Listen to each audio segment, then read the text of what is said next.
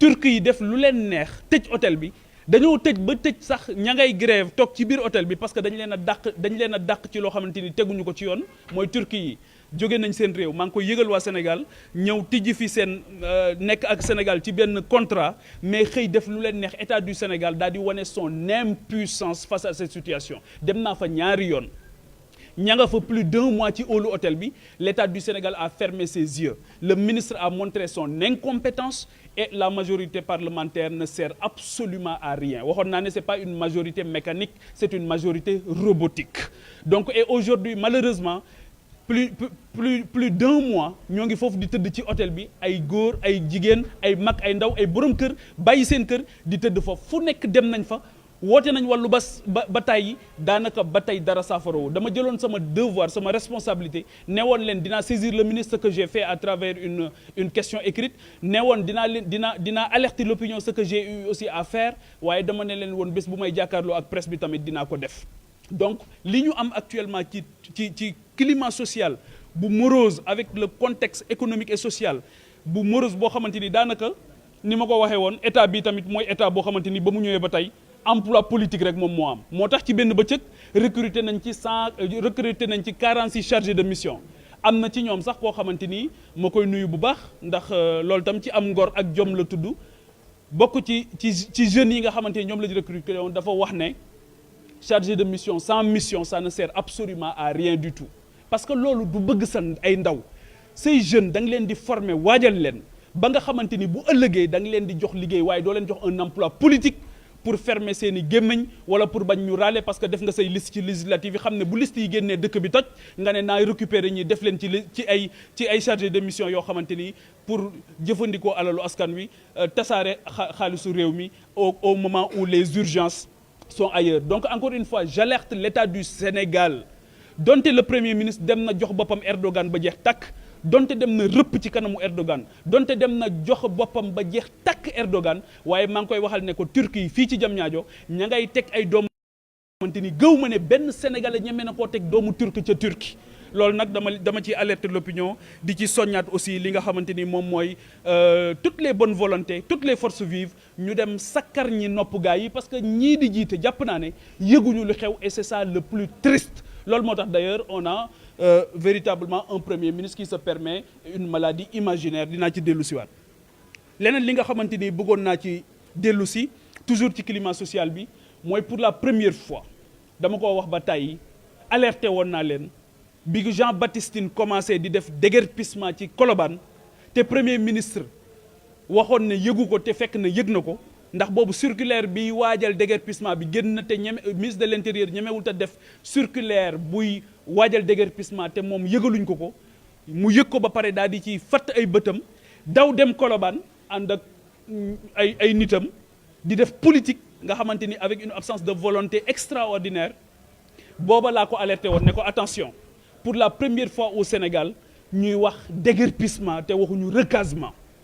moo tax je comprends la frustration des marchands ambulants je comprends la frustration des taxaw di déguerpir comme nu mu ko neexee sans état d'âme te jamais aucune mesure d'accompagnement pour man loolu jàpp naa ne du taxul woon ñu fal leen loolu nag boo amee responsabilité comme man ci réew mi loolu mënul di xew nga daal di ci noppi jàpp ci sa njàmbur li may jeexalee ci donc maa ngi ñaan aussi ñu taxawu ñooñu nga xamante ni aujourd'hui dañu nekk dans une situation de désastre total li ma recevoir jamono jii ci ay nit yoo xam dañ leen a dàq ci seen i liggéeyukaay xamuma nu mu toll da ngay recevoir waa Sabodala yi ñiy liggéey ci Sabodala ñoom ñoo ci ñëg te di liggéey ci wàllu sécurité keroog recevoir naa leen je parle pas des 313 policiers qui ont été injustement licenciés je ne parle pas de la situation dans tout ci société nationale yëpp yi nga xamante ni tey dóor doom làq doom moo fa am yow dañ lay recruter nga nekk recrutement politique nga fekk fi nit ne ko yow recrutement politique nga ci biti wala on te met au frigo et aujourd'hui ils ont pris des gens pour la première fois seen premier job ñu jox la une grande société nationale wala ñu def la PCA alors que c'est ton premier travail tu n'as jamais arbitré entre deux décisions xamoo nu ñuy liggéeyee mënoo arbitrer entre une décision xammee woo sax décision bu baax ak bu bon ñu jël la def le président de conseil d'administration wala ñu jox la une société nationale extrêmement importante alors que tu n'as jamais été préparé à la tâche lii nag bu dul chahuter la République bu dul clochardiser les institutions mais xawma lan la. donc l'autre chose bi nga xamante ni foofu laa war a revenir mooy lii yëpp nag ñoo ngi ko doon jàllalee jamono yëpp ci suñuy plateforme di ko wax askan wi di def ay questions écrites comme proposition de loi bi nga xamante ni defoon nañ ko aussi pour permettre aux étudiants d'avoir accès à un transport public de qualité mais gratuitement loolu tamit mën naa nekk parce que dëkk bu am gaz ak pétrole mënul nekk ci jafe-jafe yi ñu nekk tey jii ñëpp gor yëpp ci réew mi ñi xam nga xamante ni dëgg moo leen ñor yëpp xam nañ ne woyofal bi du dëgg te du yoon te woyofal bi ñoom ñi nga xamante ni ñoo ko teg askan wi yematuñ ci indiwaat seeni taxe 1% ñi nga xam ñoo gën a néew doole ci réew mi ñoom lañ décidé taxé ñi gën a néew doole la ñu décidé taxé te tey jii boo jëlee tey jii 1% yi nga xamante ni moom lañ teg gor yi mais c'est extraordinaire sénégalais yi mënuñu ko sénégalais yi xamuñu ko sénégalais yi jàppoon nañ ne yërmande moom mooy ñëw d'autant plus que le Sénégal encore une fois je le rappelle est producteur de gaz et de pétrole lii mooy la malédiction du pétrole xam nga malédiction du pétrole mooy pétrole dëkk bu mu feeñ ak gaz nit ña indi ca musiba ba ay ngànnaay génn Sénégal yàlla dimbale nañu ay nit yu baax ñoo ko dëkkee ay gor yu baax ñoo ko dëkkee suñ sañoon violence du fi am à part ñii nga xamante ni ñoom bañuñu dara pour arriver au pouvoir bu dul woon ñii Sénégal mën na dund ba jeex te yenn yi ñu fi gis duñ ko gis mais li nga xamante ni moom moo gën a grave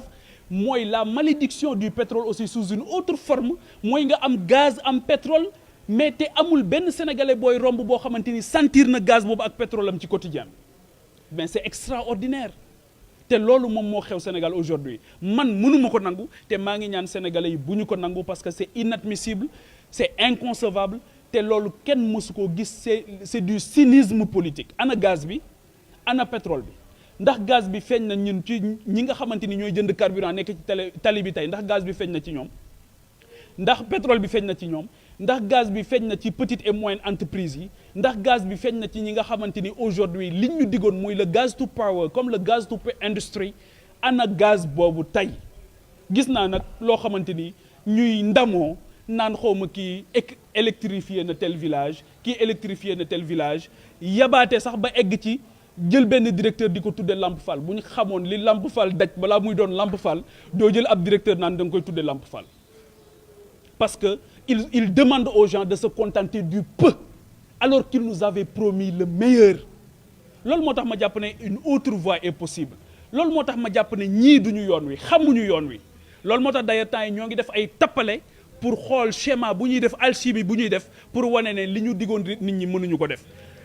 leneen li nga xamante ni c'est extrêmement important et moom bokk na ci li nga xamante ni moo jaaxal ñëpp démb ba tey li ma jot ci ay appel téléphonique ak ay message démb ba tey ci biir réew mi ak ci bitim réew xaw ma nu mu toll moo waay yéen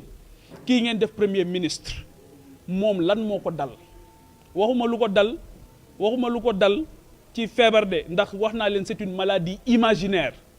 dara dalu ko comme ni ko dara ñàkkee woon a dalit